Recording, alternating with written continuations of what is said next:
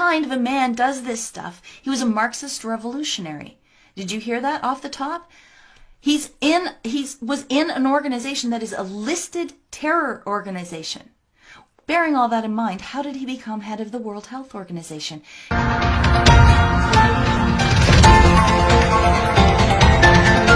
The TPLF was listed as a terrorist organization by the US government in the 90s, and it's still listed as a terrorist organization in the Global Terror Database. From this excellent 13-minute mini documentary on Tedros Adhanom, the leader of the World Health Organization. It's by John Martin, and I will link to this in the description box. There is so much in this little video, but I'm only going to take a few minutes because I only want to concentrate on the things that Tedros Adhanom did while he was head of Ethiopia's Ministry of Health. It's just mind-boggling, even this little bit, but there's so much more. All right, here you go, a couple minutes for you. Tedros, as well as being the first World Health Organization director without a medical degree, also has somewhat of a political background. On his online biography, you can see that he was the Ethiopian health minister from 2002 to 2012. Tedros also happens to be a member of the Tigray People's Liberation Front. It was founded as a communist revolutionary party that came to power in 1991. The Tigray represent only 6% of the population of Ethiopia. One of the major ethnic groups are the Amhara. The TPLF 1968 manifesto declared the Amhara people to be their eternal enemy. And Tedros himself hails from the Tigray region and was a senior member of the party when it came to power. Just how senior was he? Well, this Ethiopian newspaper lists him as the third most important member of the Politburo, which gives the impression he was slightly more important than just a medical administrator. The TPLF was listed as a terrorist organization by the US government in the 90s, and it's still listed as a terrorist organization in the Global Terror Database, because it has this unfortunate habit of carrying out armed assaults in rural areas. The Amhara people under the new government have reported systematic discrimination and human rights abuses. Human Rights Watch in 2010 wrote about how aid in the form of food and fertilizer was being withheld from Amhara villages if they had associations with the opposition party. Other forms of aid denial involved refusing emergency health care to children, which was carried out by the same ministry at the time led by Tedros Adhanom, current director of the WHO.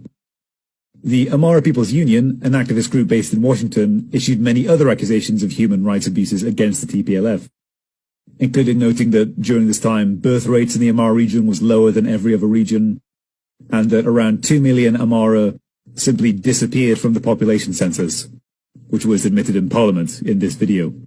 But not content with denying aid to political dissidents, Tedros also spent a lot of his time as health minister covering up epidemics in Ethiopia.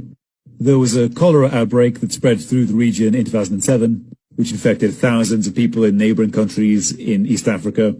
But when it spread to Ethiopia, the Ministry of Health tactic was to rename the disease AWD, acute watery diarrhea, instead, meaning that on paper, all the neighboring countries had cholera epidemics, but Ethiopia didn't.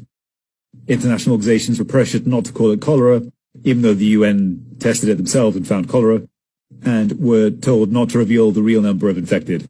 Another stunning victory for the health minister. Also, the deadly famine that struck Ethiopia in the 1980s, which it's still associated with, is not entirely a thing of the past. The WHO itself, in its reports, after pages and pages of gushing reviews on how great Ethiopia's health sector is, admitted in 2016 that at least 8.6 million people in rural Ethiopia still needed food aid to survive, and said that the situation had barely improved for 4 years, so that after the end of Tedros' illustrious term as health minister, he could boast a mere 8% of the population that would starve to death without foreign aid. And so, after these shining accomplishments in health, Tedros moved on to bigger and better things. Did your jaw fall on the floor? He's practically a genocider. There's so much in there I can't recall. I'm exhausted. I can't recall. But the part about their fertility rates in that one area, I wonder what that was about. Were they perhaps giving them vaccines in that one area?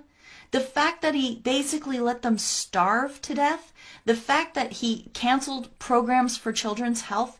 I mean, what kind of a man does this stuff? He was a Marxist revolutionary. Did you hear that off the top? He was in an organization that is a listed terror organization. Bearing all that in mind, how did he become head of the World Health Organization? Can you understand how broken a system must be, how corrupt to the core a system must be to put that man in charge of the World Health Organization? Because the journalists and reporters in this country, in this Western world, in the English-speaking media, they fail and fail and fail.